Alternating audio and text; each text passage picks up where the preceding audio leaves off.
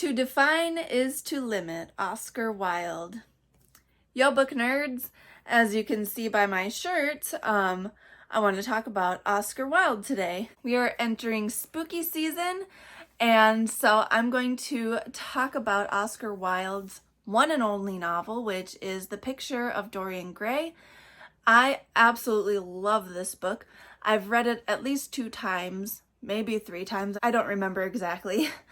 But I have this edition, which is Barnes & Noble Classic. I also have a copy of it in the portable Oscar Wilde, which has a bunch of Oscar Wilde's works, including plays and essays and The Picture of Dorian Gray. So if you want to know more about like Oscar Wilde's works as a whole, I would recommend getting this. But if you just want to read The Picture of Dorian Gray, I love this copy, but there are plenty of other editions out there. So if you don't know what this story is about, it is about Dorian Gray, and Dorian Gray is this young, handsome man, and he's got some money. He's just a well-to-do, beautiful young man. And one day he gets his picture done. After his portrait's done being painted, he looks at it and he goes, "Wow, I am so beautiful. I wish that the picture could age instead of me." And his wish comes true, and Dorian stops aging, and the picture ages instead of him. And Dorian kind of gets corrupted, and he starts doing very immoral things and running around with bad crowds. And the picture not only ages, but every time Dorian commits a sin, the portrait becomes distorted. So this book really asks an interesting question, like what happens to our soul when we do immoral things? And Dorian notices these changes in the portrait, and it freaks him out. But he doesn't change. He keeps doing immoral things and not really caring what it's doing to the portrait. He just kind of like hides the portrait away so he doesn't have to look at it.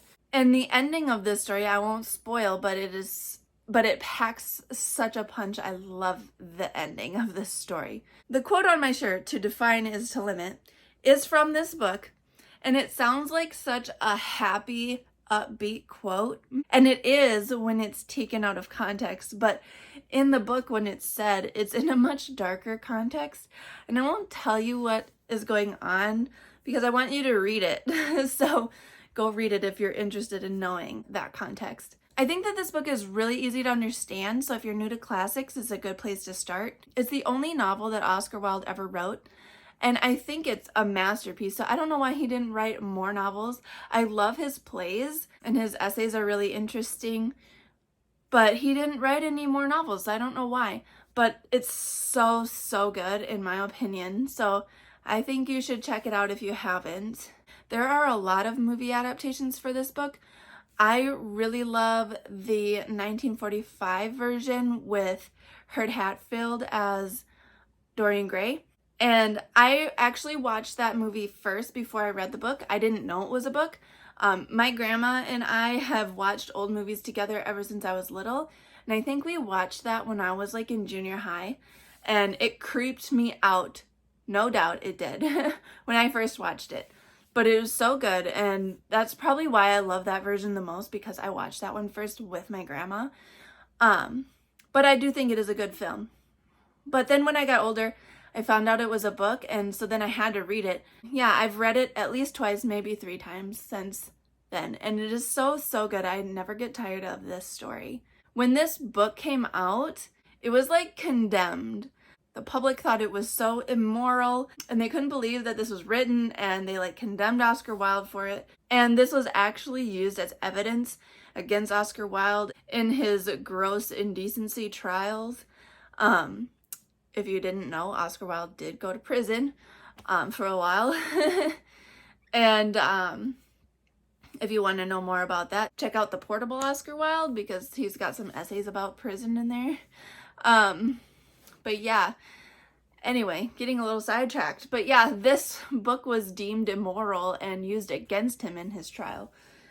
But I think it is a great commentary on the human condition and why we do bad things and the repercussions of doing bad things. Even if you're not a religious person, like doing bad things can still cause harm to you.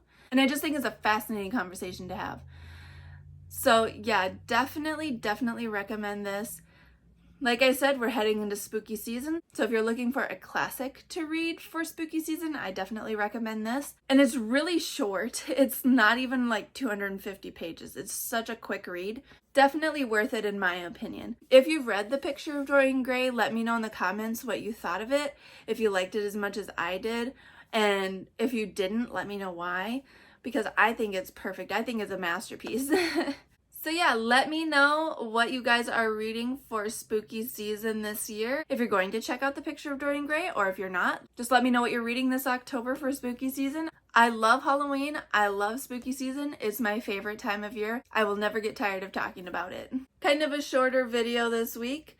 Shout out to my friend Taylor that made this shirt. She made it for me.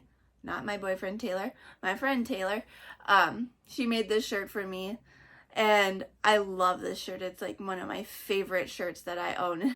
I hope you guys are having a wonderful week. Don't forget to like this video and subscribe to my channel. I'll see you guys next Monday. Thanks for talking books with me.